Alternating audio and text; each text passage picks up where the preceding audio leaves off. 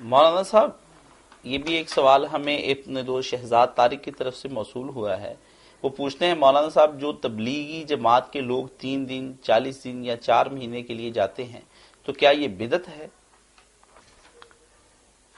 بدعت تو ہے کہ نیا طریقہ تبلیغ کے لیے انہوں نے اختیار کیا کہ اس طرح چلے وغیرہ لگواتے ہیں، مگر یہ بدعت للدین ہے فی الدین نہیں. یہ بات بھی سمجھنی چاہیے کہ بدعت ایک ہوتی ہے کہ دین میں ایک نئی چیز داخل کر دی جائے.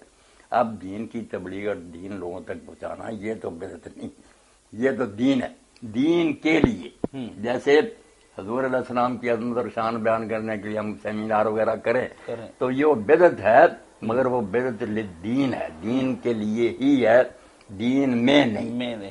بات اصل دین میں موجود ہے. دین کی تبلیغ جو ہے نا وہ دین میں موجود ہے. طریقے اس کے زمانے کے ساتھ نئے نئے بھی اختیار کیے جا سکتے ہیں، مگر خود تبلیغی جماعت والوں کو بھی چاہیے، ان کے بڑے نیک لوگ پکار دیں گے. جو تم نے یہ کہہ دیا نا کہ یہی پیغمبرانہ طریقہ اور صرف یہی اصل دین ہے، باقی جو لوگ کرتے ہیں دین کی خدمت مدارس ہیں وغیرہ وہ نہیں، یہ تمہاری بھی زیادتی ہے، غلو ہے. ٹھیک ہے تم اس طریقہ سے کام کرتے اللہ تمہیں اجر دے، مگر یہ اصرار کرنا کہ صرف یہی طریقہ ہے یہ غلط ہے. طریقے دوسرے جو ہیں اس سے بھی اور بہتر ہیں.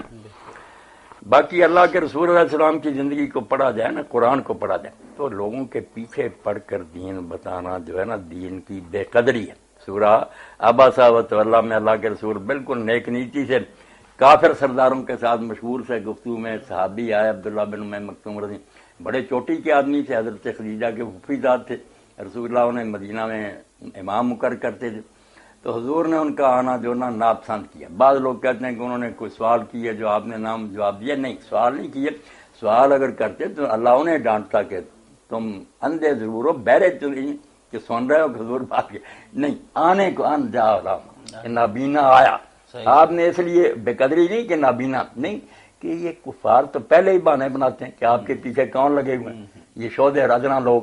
انہوں نے بات چھوڑ دینی ہے، ادھر اس بیچارے کی توہین میں لگ جانا. بے موقع آ گیا یہ، مگر اللہ نے ٹوک دیا کہ جو شوق سے دین سننے آتا آپ اس کو سنائیں، جو نہیں سننا چاہتے ان کے پیچھے نہ پڑیں. کر لا انا تذکرہ، یہ سائل کا سوال نہیں ہے کہ منتیں کر کے، یہ مالک کائنات کا فرمان ہے. سنتے ہیں تو اچھا، نہیں وہ خود ان سے نپٹ لے گا.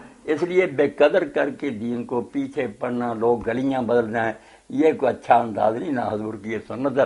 اور یہ بھی ہمارے تبلیغی بھائی کہہ دیتے ہیں کہ حجۃ الوداع میں آپ نے اعلان فرمایا تھا جس صحابی کا جدھر منہ تھا ادھر کوئی چلا گیا اپنے وطن کو نہ لوٹا. یہ بھی بناوٹی بات ہے، کوئی بات نہیں کیا سارے اپنے اپنے گھروں کا تبلیغ کرنے والے اصحاب الصفا مخصوص لوگ.